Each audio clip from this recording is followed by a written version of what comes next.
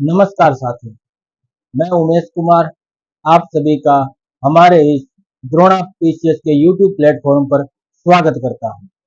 जैसा कि आपने हमारी पिछली वीडियो में देखा, हम राजस्थान जियोग्राफी के बारे में चर्चा कर रहे थे, जिसमें हमने अपने 2 टॉपिक कंप्लीट कर चुके हैं।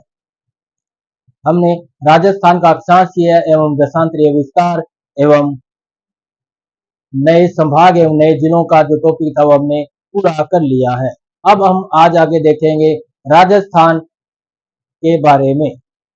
राजस्थान शब्द इस भौतिक प्रदेश के लिए कैसे पड़ा, किस प्रकार से इसकी पृष्ठभूमि रही, किस प्रकार से इसका इतिहास रहा, कैसे ये राजस्थान नाम इस पूरे भौतिक प्रदेश के लिए पड़ा, उसके बारे में आज हम चर्चा करेंगे। तो आज हमारे इस सेशन का नाम होगा राजस्थान का नामकरण। राजस्थान का नामकरण। राजस्थान का नामकरण। नामकरण जैसे कहते हैं कि मंजिल यूं ही नहीं मिलती राही को, एक जुनून सा दिल में जगाना पड़ता है। बोला पूछा चिड़िया से कि घोंसला कैसे बनता है, तो बोली तिनका तिनका उठाना पड़ता है, तिनका तिनका उठाना पड़ता है। उसी प्रकार से हमारे इस राजस्थान का जो ये नामकरण है, ये धीरे धीरे आहिस्ता आहिस्ता विभिन्न चरणों में आकर के ये नाम हमें दिखाई देता है। इसका नाम हमें देखते हैं राजस्थान। हम जिसको बोलते हैं राजस्थान, इतने गर्व से बोलते हैं राजस्थान राजपूताओं की जो भूमि रही है, राजपूतों की वीरों की भूमि रही है, बलिदान और शौर्य की गाथा जहां गाई जाती है, वो राजस्थान। आज हम उस शौर्य के प्रतीक राजस्थान के बारे में देखने वाले हैं। राजस्थान जो वीरों की भूमि रही है, राजपूतों की भूमि रही है, जहां पर अपने देश के लिए, अपने राष्ट्र के लिए मर मिटना भी एक मामूली सी बात लगती है, एक खेल लगता है। आज उस राजस्थान के, इस गौरवपूर्ण राजस्थान के इस नामकरण पर, राजस्थान के जो नामकरण पर आज हम चर्चा करेंगे। ये हमारा राजस्थान कैसा हुआ, किस प्रकार से इसका नामकरण हुआ, आज हम उसके बारे में देखेंगे। तो शौर्य की भूमि, वीरों की भूमि, राजपूतों की भूमि, राजपूताना, रजवाड़ा, राजस्थान, राजस्थान, ये नाम किस प्रकार से हमें देखने को मिलते हैं, आज हम इसके बारे में चर्चा करने वाले हैं। तो हम बात करते हैं कि एक भौतिक प्रदेश जिसमें राजपूतों का शासन हुआ करता था, एक भौतिक प्रदेश जिसमें राजपूतों का शासन हुआ करता था, जो अपने देश के लिए, अपने लोगों के लिए मर मिटने को तैयार हुआ करते थे, मर मिटने को तैयार हुआ करते थे। उस शौर्य की भूमि, वीरों की भूमि, उस राजस्थान के बारे में हम चर्चा करने वाले हैं। तो राजस्थान का नामकरण कैसे हुआ। राजस्थान एक बहुत बड़ा भौतिक प्रदेश है। राजस्थान एक बहुत बड़ा भौतिक प्रदेश है, जहां पर हमें मरुस्थल देखने को मिलता है, पहाड़ देखने को मिलते हैं, पठार देखने को मिलते हैं, नदियां देखने को मिलती हैं, झीलें देखने को मिलती है, यहाँ तक कि यहाँ पर हिल स्टेशन देखने को मिलते हैं, बर्फ से लदी हुई पहाड़ियां देखने को मिलती है, ऐसी झीलें देखने को मिलती है जो सर्दियों में जम जाया करती है। तो इतना बड़ा एक भौतिक प्रदेश जिसका नाम रखा गया राजस्थान। तो उस राजस्थान का ये नामकरण किस प्रकार से रखा गया, सबसे पहले क्या नाम हुआ, कब से इसके इतिहास स्टार्ट होता है, इस नामकरण का जो इतिहास प्रारंभ होता है वो कब से होता है, तो आज हम इसके बारे में चर्चा करने वाले हैं। जैसा कि आपने भारतीय इतिहास में देखा होगा, एक काल आया था वैदिक काल। वैदिक काल आया था, वैदिक काल एक समय आया था, वैदिक काल जिसका समय माना जाता है 1600 ईस्वी से 600 ईस्वी पूर्व तक। 1500 1600 ईस्वी पूर्व से लेकर के 600 ईस्वी पूर्व तक जिसका समय माना जाता है, वो एक समय रहा था वैदिक काल का, जो हड़प्पा मोहनजोदड़ो की सभ्यता के काल के बाद में एक समय आया था। 1600 ईस्वी पूर्व से लेकर 600 ईस्वी पूर्व तक का यह समय वैदिक काल कहलाया, जिसमें 2 समय आए। ऋग्वैदिक काल, ऋग्वैदिक काल और उत्तर वैदिक काल। उत्तर वैदिक काल, ऋग्वैदिक काल जिसमें एक ग्रंथ लिखा गया ऋग्वेद। उत्तर वेद में 3 ग्रंथ लिखे गए, यजुर्वेद, अथर्ववेद और एक लिखा गया सामवेद। तो ये इस प्रकार से एक इतिहास में अपने देखते हैं वैदिक काल के बारे में, जिसका समय रहा 1600 ईस्वी पूर्व से लेकर के 600 ईस्वी पूर्व तक का जो समय रहा, उसके पहले चरण में, उसके ऋग्वैदिक काल में ग्रंथ लिखा गया ऋग्वेद ग्रंथ। एक ग्रंथ लिखा गया जिसका नाम क्या रखा गया, ऋग्वेद ग्रंथ, जो हिंदुओं का सबसे उत्तम ग्रंथ माना जाता है ऋग्वेद ग्रंथ, जिसमें कहा गया है कि जो गौ है वो माता है, गौ को माता का दर्जा दिया गया, जिसमें स्त्रियों की दशा आज से बहुत अच्छी हुआ करती थी। उस वक्त भी बहुत सी स्त्रियां विदुषी होया करती थी, जो मंत्रिमंडल में बैठकर राजा के साथ निर्णय लिया करती थी। इस प्रकार की भी महिलाएं देखने को मिलती है। उसी ऋग्वेद ग्रंथ में हमारे इस राजस्थान, इस मरुभूमि के बारे में, इस वीरों की भूमि के बारे में एक नाम लिखा गया, एक नाम लिखा गया जिसका नाम है ब्रह्मवर्त। ब्रह्मवर्त एक नाम लिखा गया। ऋग्वेद में इस भौतिक प्रदेश के बारे में, इस मरुभूमि के बारे में, इस वीरों की भूमि के बारे में एक नाम दिया गया, नाम था ब्रह्मवर्त। ब्रह्मवर्त नाम दिया गया इस मरुभूमि के लिए। ब्रह्मवर्त शब्द आया है आर्यवर्त शब्द से। एक अपने जब पूरा इस देश को देखते हैं, अपने भारत के इतिहास में जब जाते हैं, तो भारत और उसके आसपास जहां पर आर्य रहा करते थे, भारत जो भूमि सिंधु नदी के पूर्व की जो भूमि है, जहां पर कभी आर्य रहा करते थे, उन आर्यों की भूमि को नाम दिया गया था आर्यावर्त। आर्यावर्त नाम दिया गया था।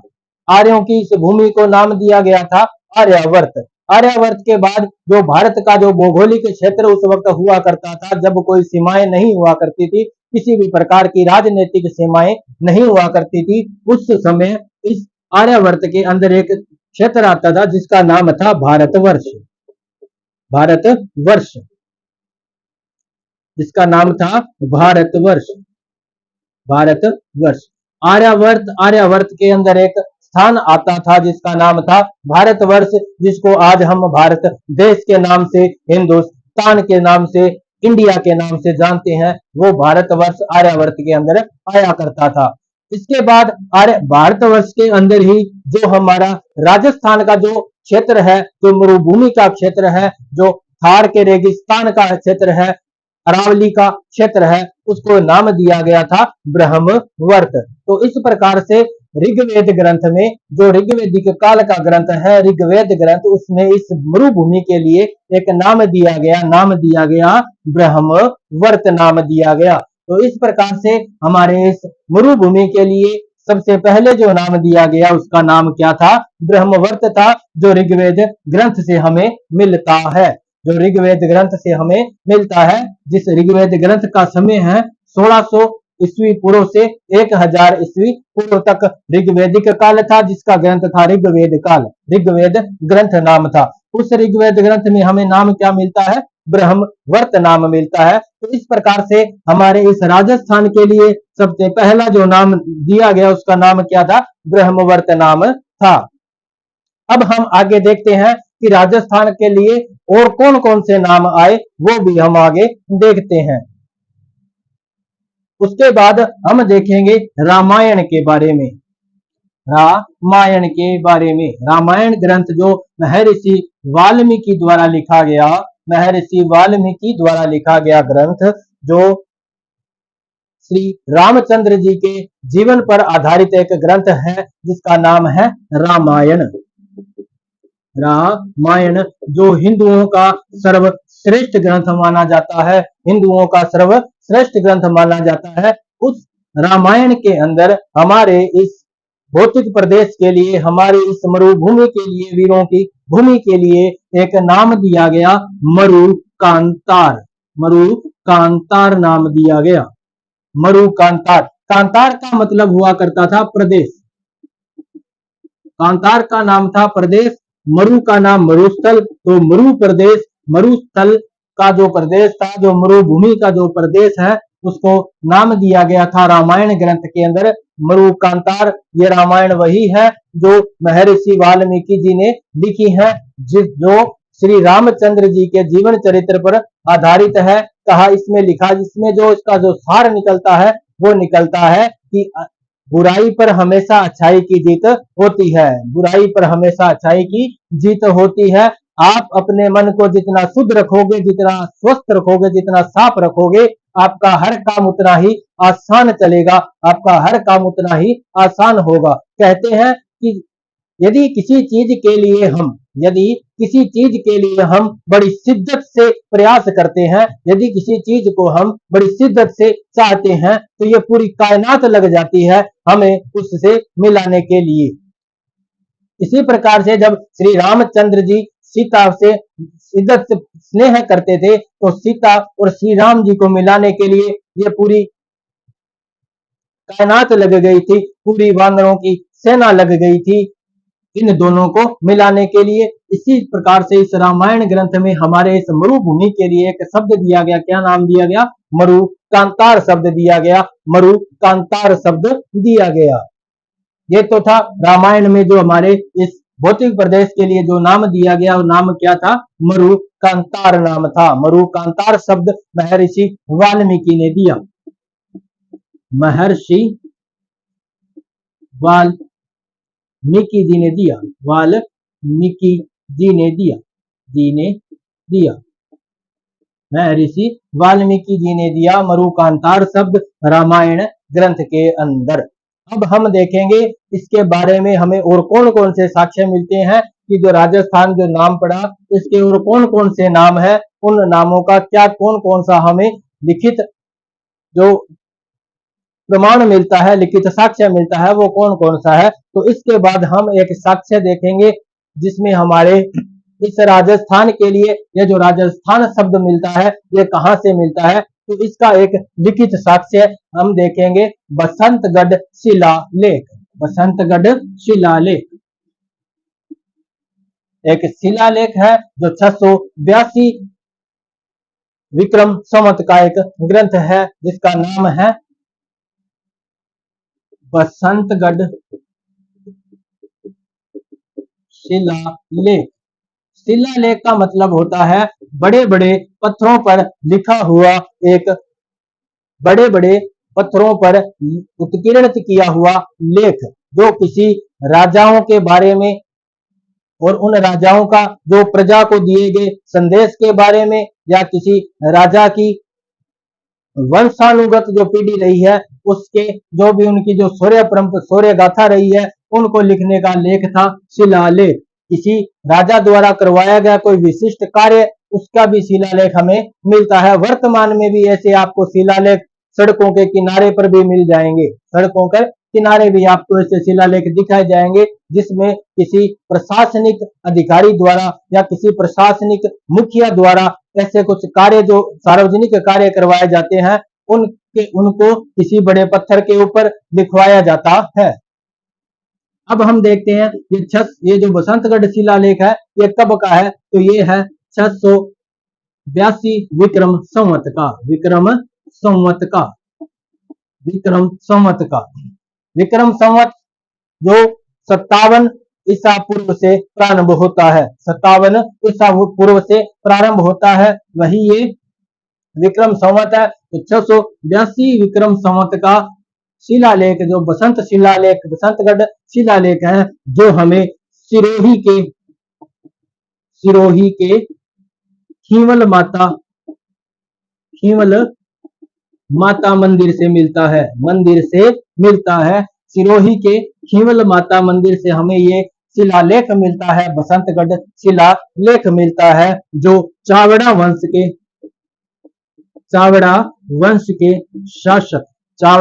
वंश के शासक वर्मलात के समय का था। वर्मलात के समय का शिलालेख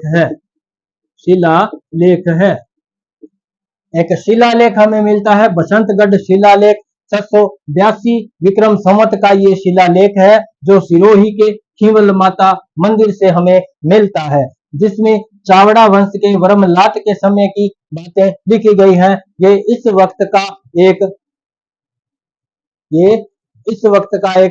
शिलालेख है जो हमें सिरोही के खींवल माता मंदिर से मिलता है। 682 विक्रम संवत का ये बसंतगढ़ शिलालेख मिलता है, जिसके अंदर हमें राजस्थान के लिए, इस मरुभूमि के लिए, इस वीरों की भूमि के लिए एक शब्द मिलता है, राजस्थानादित्य। राजस्थानादित्य,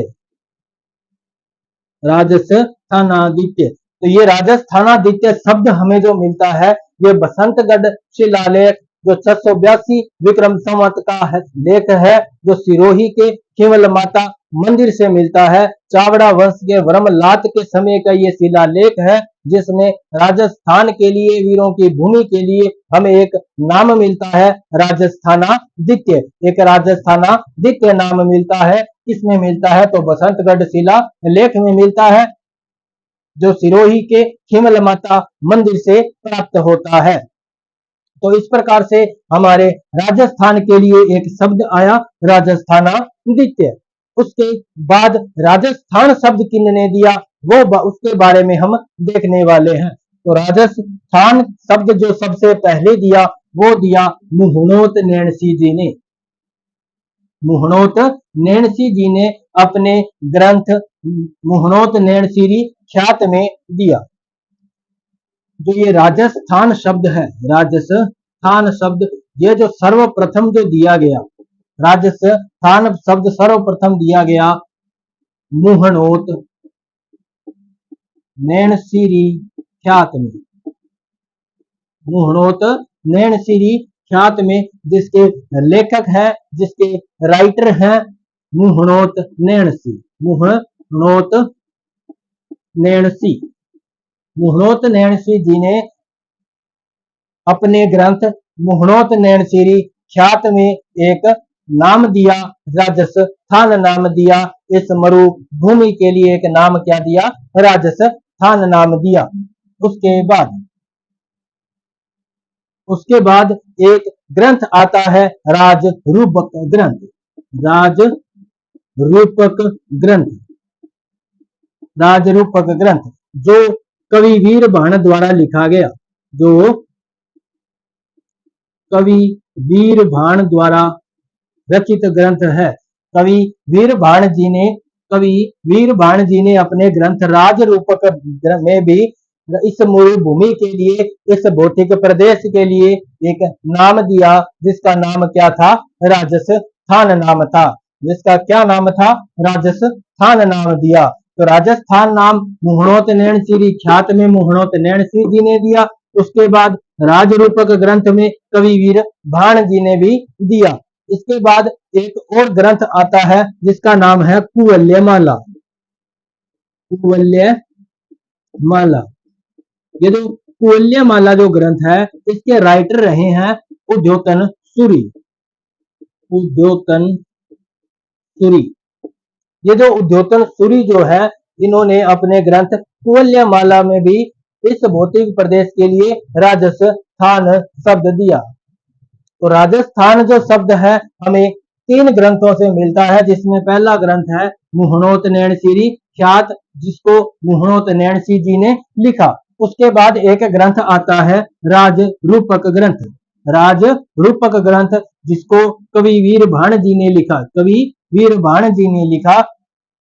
उसके अंदर भी हमें राजस्थान के लिए क्या नाम मिलता है? राजस्थान नाम मिलता है। उसके बाद एक ग्रंथ और आता है कुवल्यमाला। कुवल्यमाला जिसके राइटर रहे हैं उद्योतन सूरी, जिस ग्रंथ में कुवल्यमाला ग्रंथ में उद्योतन सूरी जी ने भी इस राजस्थान के लिए कौन सा शब्द दिया? राजस्थान शब्द दिया। तो इससे हमारे इस भौतिक प्रदेश के लिए, इस मरुभूमि के लिए, इस राजस्थान के लिए हमें राजस्थान शब्द मिलता है। राजस्थान शब्द मिलता है। उसके बाद जैसे ही भारत में ब्रिटिश शासन प्रारंभ होता है, ब्रिटिश शासन प्रारंभ होता है, तो जो ब्रिटिशर्स थे, जो अंग्रेज अधिकारी थे, जो अंग्रेज थे, उन्होंने देखा कि इस भौतिक प्रदेश में राजपूतों का शासन है, राजपूतों का शासन है, राजपूत राज्य यहाँ पे शासित है। तो उन्होंने कहा, इस प्रदेश को राजपूतां शब्द कहा, राजपूतां शब्द कहा। तो किस प्रकार से राजस्थान के लिए एक नया शब्द आता है राजपूताना, उसके बारे में हम देखते हैं। तो एक शब्द है राजपूताना, राजपूताना, राजपूताना शब्द। तो जो ब्रिटिशर्स हमारे देश में शासन करने के लिए आए, उन्होंने इस भौतिक प्रदेश में देखा कि यहाँ पे राजपूत वंशों का शासक है, तो इसलिए उन्होंने इस भौतिक प्रदेश को कहा राजपूतां, राजपूतां कहने लगे। वो इस भौतिक प्रदेश को राजपूतां कहते थे। इसी राजपूतां का एक अपभ्रंश रूप बनता है राजपूताना, जिसको सर्वप्रथम जॉर्ज थॉमस ने अपनी बुक में लिखा, अपनी book military memorials of the mister George Thomas में जिन्होंने लिखा। एक अंग्रेज अधिकारी आए जिनका नाम था mister George Thomas, mister George Thomas, mister George Thomas. इन्होंने सन 1800 ईस्वी में एक बुक लिखी, एक ग्रंथ लिखा, जिसका नाम रखा गया military memorials, military memorials of the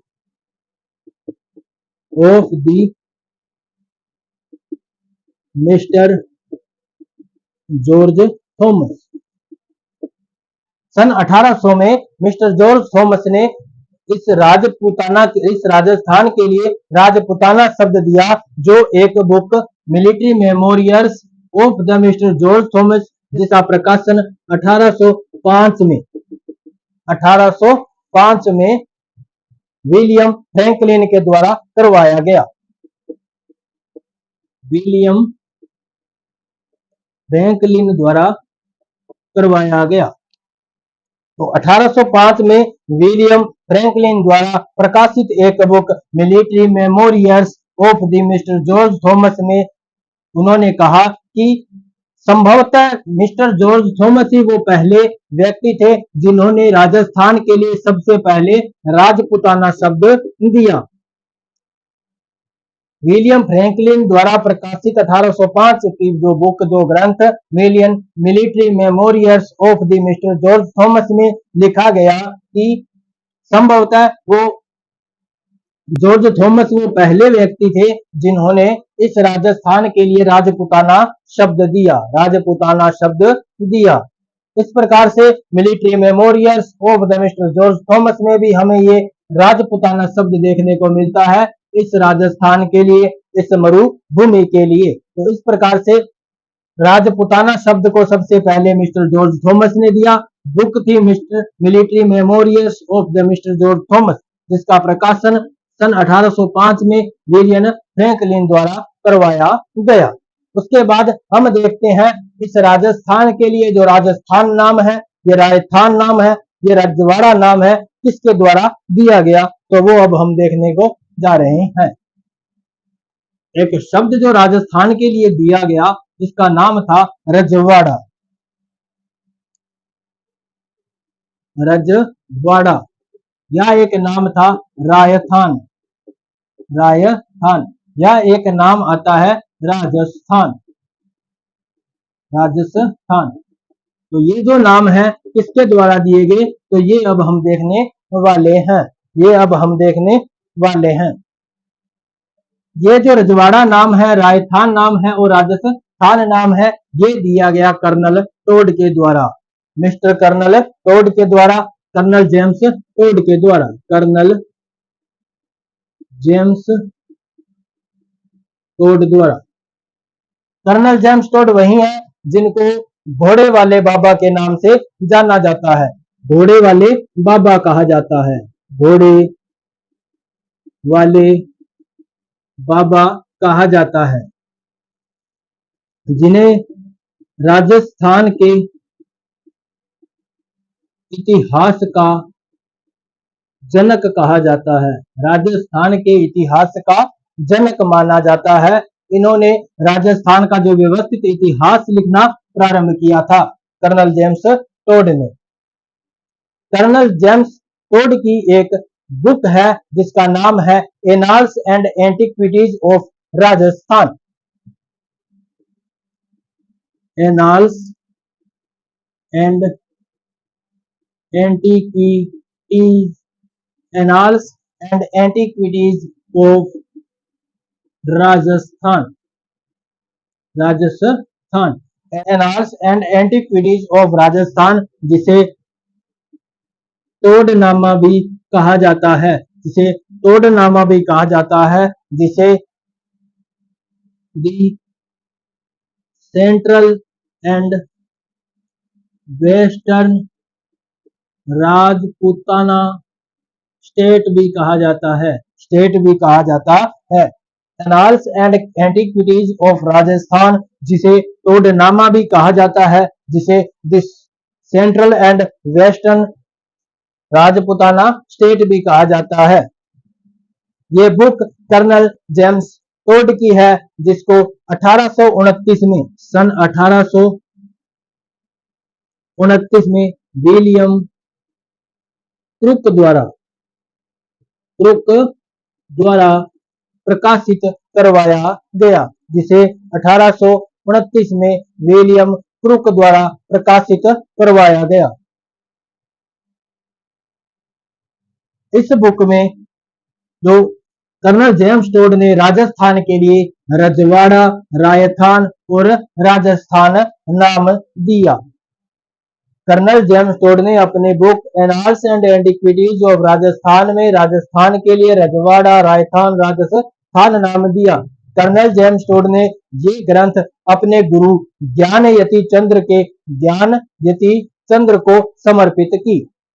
colonel James Tod ने ये जो बुक है annals and antiquities of Rajasthan, उसको अपने गुरु ज्ञानयति चंद्र को समर्पित की। इस ग्रंथ में तत्कालीन राजनीतिक एवं सामाजिक परिदृश्य का वर्णन मिलता है। Annals and antiquities of Rajasthan में कर्नल जेम्स टोड ने तत्कालीन राजनीतिक एवं सामाजिक इतिहास का वर्णन किया है। इस प्रकार से ये एक ग्रंथ annals and antiquities of Rajasthan, जिसमें कर्नल जेम्स टोड ने राजस्थान के लिए रजवाड़ा, रायथान और राजस्थान नाम दिया। कर्नल जेम्स टोड की ये जो बुक है, इसको हिंदी के अंदर इसका हिंदी में अनुवाद, इसका हिंदी में अनुवाद पंडित गौरी शंकर हीराचंद ओझा ने अपनी बुक राजस्थान का इतिहास में किया। Annals and antiquities of Rajasthan book का हिंदी में अनुवाद पंडित गौरी शंकर हीराचंद ओझा ने अपनी किताब राजस्थान का इतिहास में किया। तो इस प्रकार से हमें राजस्थान के लिए एक और शब्द मिलता है, रजवाड़ा, रायथान और राजस्थान, जो कर्नल जेम्स टोड की book annals and antiquities of Rajasthan में मिलता है। कर्नल जेम्स टोड की एक और बुक जिसका नाम है travels is western state of India, travels is western state of India, जो 1833 में लिखी गई और 1839 में जिसका प्रकाशन करवाया गया विलियम क्रुक द्वारा, में भी राजस्थान के लिए राजस्थान और रायथान और रजवाड़ा नाम मिलता है, जिसका नाम है travels is western state of India. Book का नाम है travels is western state of India.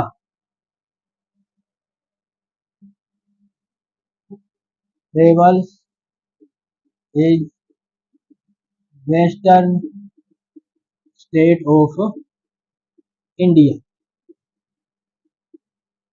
Travels is western state of India जिसको 1833 में कर्नल जेम्स टोड ने लिखा, जिसे 1833 में कर्नल जेम्स टोड ने लिखा और जिसका प्रकाशन 1839 में विलियम क्रूक द्वारा करवाया गया। 1839 में विलियम क्रूक द्वारा इसका प्रकाशन करवाया गया। उसमें भी राजस्थान के लिए राजवाड़ा, राजस्थान और राजस्थान शब्द मिलते हैं। ये जो बुक है travels is western state of India में कर्नल जेम्स टोड ने तत्कालीन सांस्कृतिक जीवन के बारे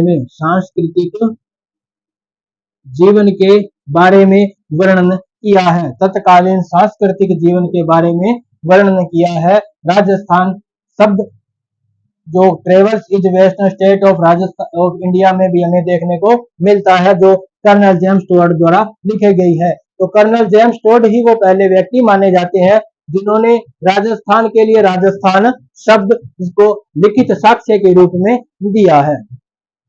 उसके बाद हम देखते हैं राजस्थान शब्द और कहाँ मिलता है। तो ये हम देखेंगे राजस्थान का जो एकीकरण हुआ, राजस्थान का जो एकीकरण हुआ उसका जो दूसरा चरण था, उसका जो सेकंड चरण था, दूसरा चरण था, उसमें राजस्थान के लिए, इस भौतिक प्रदेश के लिए एक नाम दिया गया, पूर्वी राजस्थान संघ। पूर्वी राजस्थान संघ दिया गया। द्वितीय चरण में दिया गया पूर्वी राजस्थान संघ नाम दिया गया, जिसमें 19 रियासतों को, जिसमें 9 रियासतों को जोड़ा गया। तो 9 रियासतों को मिलाकर के एक नाम दिया गया पूर्वी राजस्थान संघ। तो इस प्रकार से राजस्थान के लिए राजस्थान जो शब्द है वो द्वितीय चरण में भी, जो एकीकरण का द्वितीय चरण था, उसमें भी हमें देखने को मिलता है। उसके बाद राजस्थान के एकीकरण का चौथा चरण, फोर्थ चरण, जिसमें राजस्थान के लिए शब्द दिया गया राजस्थान संघ। राजस्थान संघ नाम दिया गया। राजस्थान के लिए राजस्थान संघ दिया गया। 30 मार्च को ये नाम दिया गया, इसीलिए 30 मार्च को राजस्थान दिवस मनाया जाता है। राजस्थान दिवस मनाया जाता है। इसी कारण 30 मार्च को राजस्थान दिवस, जिसका संचालन वर्तमान में राजस्थान पर्यटन विभाग द्वारा करवाया जाता है। राजस्थान पर्यटन विभाग द्वारा करवाया जाता है। 30 मार्च को राजस्थान का राजस्थान दिवस मनाया जाता है। तो राजस्थान के लिए राजस्थान शब्द हमें चौथे चरण में भी देखने को मिलता है। उसके बाद हम देखते हैं कि इस राजस्थान को संवैधानिक मान्यता कब दी गई। संवैधानिक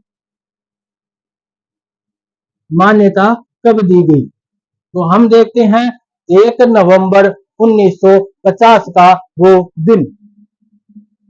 1 नवंबर 1950 को, तो 1 नवंबर 1950 को राजस्थान के लिए राजस्थान शब्द संवैधानिक रूप से मान्य कर लिया गया। संवैधानिक रूप से मान्य कर लिया गया।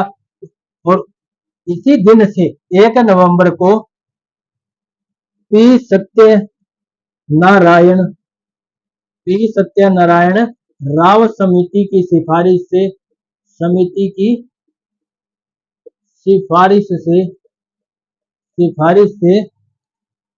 1 नवंबर को राजस्थान का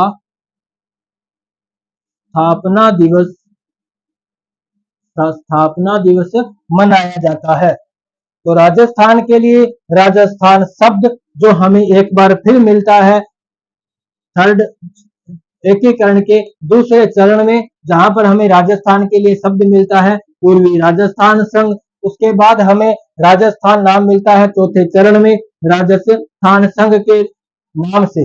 इसी दिन से 30 मार्च के दिन से राजस्थान दिवस के रूप में मनाया जाता है। तो 30 मार्च राजस्थान दिवस के रूप में मनाया जाता है। राजस्थान नाम को इस भौतिक प्रदेश को संवैधानिक मान्यता दी गई 1 नवंबर 1950 को। तो पी सत्यनारायण राव समिति की सिफारिश से 1 नवंबर को राजस्थान का स्थापना दिवस मनाया जाता है। 1 नवंबर 1 नवंबर को राजस्थान का स्थापना दिवस मनाया जाता है।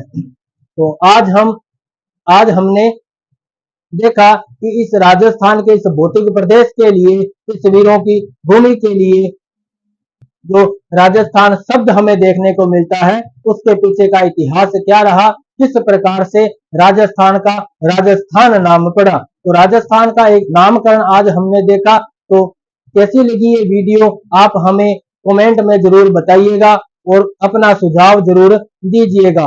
यदि आपने हमारे चैनल को अभी तक सब्सक्राइब नहीं किया है तो इस चैनल को सब्सक्राइब कर लीजिएगा और बेल आइकन के बटन को प्रेस कर लीजिएगा ताकि हमारे आगामी नोटिफिकेशन आपको जल्दी से जल्दी मिल सके।